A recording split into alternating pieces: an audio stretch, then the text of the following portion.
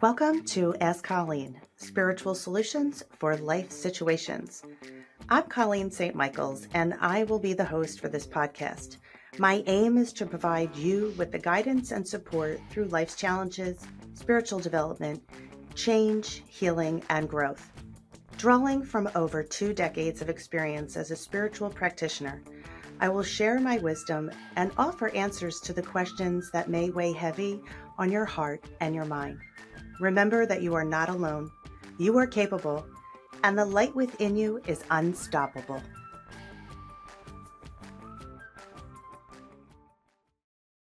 The show must go on. Welcome, I am Colleen St. I'm thrilled to be back behind the microphone and sharing my passion and tools, offering intentional, intuitive healing. If we can view our life as a play or a TV program, it will help you to choose a creative role in your life and how you have lived it this far. So Season 2 is going to ask you to lean into yourself with intentional curiosity rather than replaying the stories that rebuild the walls holding you back. And the time is now. Your show is streaming live as we speak and has been in syndication since the day you were born. So I invite you to ask yourself this question. What role are you living in your life? And what roles do you volunteer for in other people's lives? And as this episode unfolds, you'll reflect on how you've answered and be aware of any changes that you make as you become more in tune with how we show up to this play or television series we call life. What scripts have you memorized? And act out without wavering or question what you're saying or doing. What's the title of your show? Do you enjoy sharing life with your co-stars? Do you love your show? Or do you want it to cancel and do a script rewrite? You have the power within you always to make a change and rewrite the script. But when you can view your life with a new perception, you are detaching from the attachments. And attachments tether us to situations, emotions, beliefs, and feelings. And typically with attachments, we're left with frustration, fear, judgment, or disappointment. Spirit needs fluidity to move, and attachments tether us to how we think something should look, rather than allowing ourselves to be in the flow with life. And your spirit offers you a seat where you can be in the seat of awareness, an observer of your life without judgment, so that once you can take the whole view in, you know what areas of your life need attention and what areas of your life that you feel content in. So the show must go on, as they say in the entertainment world. But without being the observer in your life, you may feel left like you're on a hamster wheel, on autopilot with no joy or inspiration, but the hopes that something will come in that is so radical that it will just whisk you away and change will just be organic.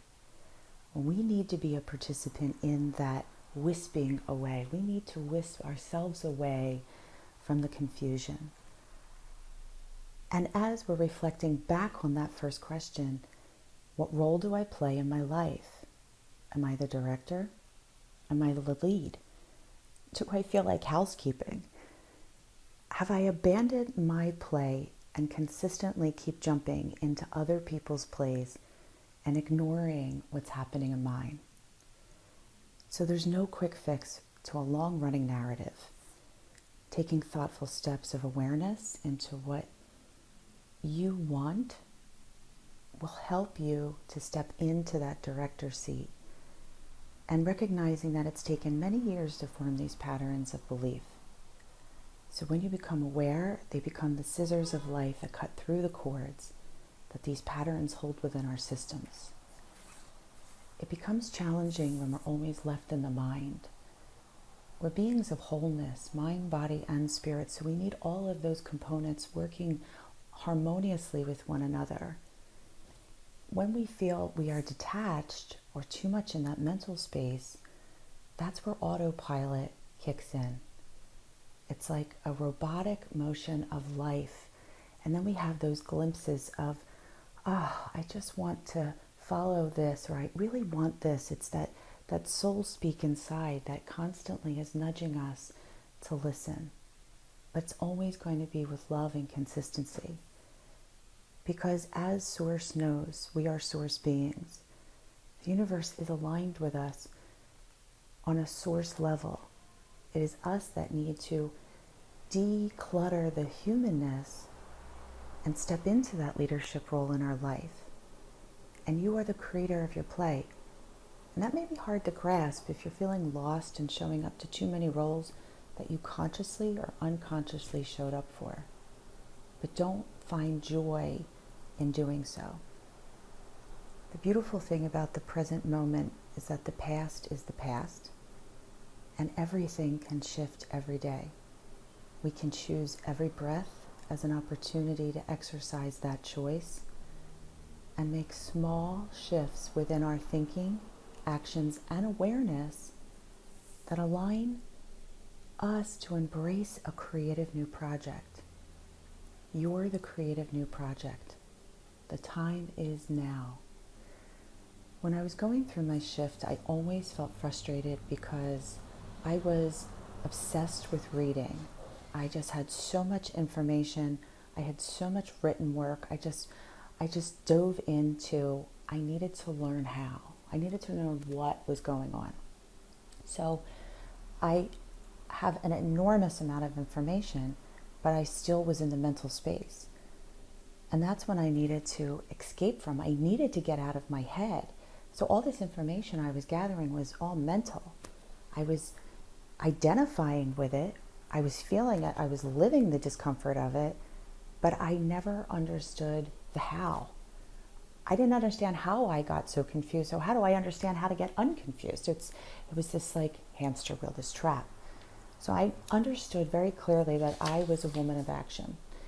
And I knew that I could BS myself all day long in my head. I was a pathological liar in my head because I believed the stories that it consistently told me. And that's where I needed that escape from. So I wanted tools, like really relatable tools that I could feel like I was participating in my change and not just adding more words into my already crowded head. So thankfully, my angels knew me better than I did at that point in my journey. And they always shared with me creative solutions to the messiness in the human's mind. So I'm going to share an exercise with you that helped me to get out of my head and into my awareness. And that's why we always use these cool kind of stories about, we can identify with a television show. We can identify with characters. Even though we can identify, we don't have attachments to them. So when we can view our life like that play or that television show, we're viewing it as a viewer, not the actor. We're viewing it from a space so that when we step into that role, that character, that we have an understanding of the character. We have a direction for that character. So whenever we're doing this awareness work, we want to be reflective and not falling down the rabbit hole that the mental mind opens up to us readily. Source speaks to our spirit, who is on a soul level, and the ego speaks to the illusion of what we created ourselves to be on past events. And that's what creates us to have such confusion. Because we have these illusions from experiences that I'm not good enough, or I'm not smart enough, or that happens to other people, or I'm not worthy, because of encounters that we've had with other people that have started to, hold space in us. And those are really beliefs that belong to other people. How we treat people is a reflection of what's going on inside of us. But no one shows us how to do that, to deflect that negativity, to deflect that criticism. So we hold it in a punishing, shameful way, and we start to build the illusion of who we are based on the view of others on the outside, ignoring the amazing storyteller within our soul that has a fairy tale and magic. But that seems too good. Well, you are that good, and you deserve to have that good guiding you. And that's where the angels believe in us and want us to recognize when we look in the mirror that we are part of Source. So when you notice yourself going into that negative narrative or that judgmental narrative in your space, know that that's your ego speaking. When we're connecting in with our intuition, it is subtle. It is gentle strength that speaks through you and supporting you. It uses all of your senses. Our intuition is not our sixth sense. It is our first sense that we came into this world with. Not everybody was born with the ability to see, to hear, to smell, or to taste, but we all came with instincts, which is our intuitive guide. And our intuition will speak through our physical body, our thoughts, our sense of hearing, sense of taste, smell, using all of the humanness that we have to help guide us in showing us this does not feel good for me. This does feel good for me. Pay attention to the connection, the reunion between you, your body, and your spirit, so that can help guide you as you become more comfortable trusting. So grab a piece of paper when you have a free moment, or take the time now to do so. And I want to ask you to clear judgment from your thoughts, clear stories. And let's start with this blank slate. And write down the people in your life. Who are your cast members? Your relationships? Personal, intimate, work, family, social? Who are the contributors to your day? Who's the contributors to your story? Not every person in our story is in every scene, but they may hold a very valuable piece in how we have processed life. So after you've listed each person, write down what role you have assigned them to your life. And that is important because when we understand we have people in the lead, we have people maybe in lighting or the catering crew, people in makeup or wardrobe, these assignments are expectations that we've set on people. And often you will know that you have an expectation attached to someone if you use the phrase, they should be doing this because they are my blank. So often we assign people the leads to our life who have not auditioned for the role. And our perception of what we do for people is often the guide that we think people should do back for us. Everyone has their own set of fingerprints, and everybody is fluent in something that they can either bring to the table as a positive or bring to the table as a negative.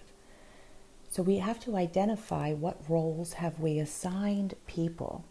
Often in relationships, partners are assigned way too many responsibilities for someone's emotional health, physical health, and mental health, their feelings, their finances. It's like way too many hats are handed out in partnership roles, often leading people into a state of unhappiness because someone may be fluent in the language of love that they speak, where someone may be a person who supports them unconditionally, gives them praise, helps them around the house. But in the partner's mind, they may not make enough money. So therefore, well, if he would just get a better job. So we're always assuming that someone can do better. And we're missing a lot of times the role that they come into our life that's actually very important.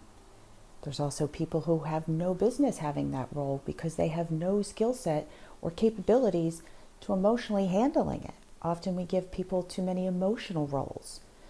This person is supposed to support my feelings. Well, while they're floundering around in their own abyss of emotional paralyzation. So we're always giving out these assignments, but we need to hold those assignments sacred. We are the holders of our own emotions. We're the holders and the empowered of how it is that we can have control of our own feelings and emotions, detach from the expectations we have of others, so that we can have a happy relationship with the person who it is that's in our life without the expectation. I have had a partner for the last 8 years, and this person is a tremendous, tremendous, tremendous partner.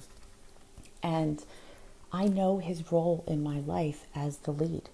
He plays a gentle strength. He supports me. He is kind. He is funny. But what he doesn't hold the lead in is he is my breathing partner. He is my yoga partner. He is my spiritual, conversationalist. If I attach that role to him, I would feel very unsatisfied because that's not who he is. So when I am going through something, he is my whole show supporter, but he's not the lead character in every scene. So when I was going through my shift, it became very aware in my consciousness that I often created assignments for people that they weren't capable of, and then I rolled around in the resentment, the frustration, and the rejection. So when I reassigned my play, when I reassigned me first, taking that lead, taking the director's role, and saying, who are these people and where and what do they bring into my life? I found that I had a lot of really good people in my life that I held a lot of resentment for because they were showing up in my life. It just wasn't what I thought they should be doing because I showed up in their life this way. And that was very selfish of me because I was just assuming that someone had my mental perspective of things, and that was actually disrespectful to them because I had a lot of good people. They just weren't in the right seats. So when I looked at my friends, some I put in chorus, some I put in wardrobe, some I put in, in a callback list, meaning I just took a pause. And this is all done with love because we are in control energetically of how our life goes. It does not matter what's happening outside of you, but what's happening inside of you is 100% of your control. We're just not taught how to do that. Often people feel conflicted because a lot of our greatest teachers that help us to set boundaries, to work in our dance with self-love, to listen to what our gut is telling is typically through families. And often people, make excuses that, oh, they're my child. I can't make that change. What am I supposed to do? I'm their mother. I'm their, whatever role it is you play. And the reality of all of this and what we're talking about today is that, yes, you are that role in their life. But in taking that role, that doesn't mean you don't have boundaries. If someone else is not respecting your boundaries, your peace, it's not for you to keep adjusting yourself until you find yourself so uncomfortable that you want to hide. We feel like hostages in our own life because we've been so adaptable to so many different people that we don't remember who we are. So when we empower ourselves, it's stepping into that leadership role in your life, and it's not aggressive. It is not with force. It's done with flow. It is only now that you feel the disruption of previous choices. Now we change the opposite direction. And when we move into the flow of life, we've now activated that internal GPS within us to help guide us. Your source, your soul, your intuition has never been sleeping. It has always been awake, but it has been too suppressed with all of life's junk that it makes it hard to hear. So now, as you take this intentional view, you can ask yourself, how many good people do I have in my life, but I just haven't put them in the right space? Offer yourself forgiveness for the roles that you've delegated out to other people, but that you can hold responsibility for. When we take ownership of our actions, not judgment, ownership, we empower ourselves. And it may be difficult because the mind will battle you, and it has been telling you stories for years that it's this person's fault and this person's fault. But when we are truly understanding the spiritual journey of enlightenment, it's not about blaming. It's about recognizing and then making a choice. How do I choose to process this? How do I choose to hold this in me and create this negative narrative that I'm going to drag into every part of my life? Or do I choose to see the situation as it may have occurred, see that person for who they showed up to be, not who I wanted them to be, not who I thought they could be, or what their potential could be, but for you really to look in the mirror and say, what is my inner being asking of me? And your inner being is asking you to just take ownership so you can release the things that are holding you back, and then offer yourself love and forgiveness. And then let's get creative on that piece of paper and ask yourself, what do I want to write? What do I want my character to feel like? What experiences do I want to have that can be a long-running program and that I can feel joyful in that program? So when we stop giving our power away and wanting people to see us, hear us, and support us the way we think they should, but by seeing who they are and allowing them to be someone who is recast or released from the play, and then ask you and support you, what do I need to feel supported? Because you are the lead, and you have to know what it is that you need in your support players if you want to be assigned and in alignment with the narrative that you want to read or see or view. So that question, what do I need to feel supported? And that is how we walk the path of La Vaillante, living change. Thank you for tuning in and joining Colleen St. on this transformation journey. If you have any questions, insights, or topics that you'd like to engage or ask, please visit www.colleenstmichaels.com under the podcast page of Ask Colleen to submit your question. I look forward to connecting with you next time. Have a beautiful day.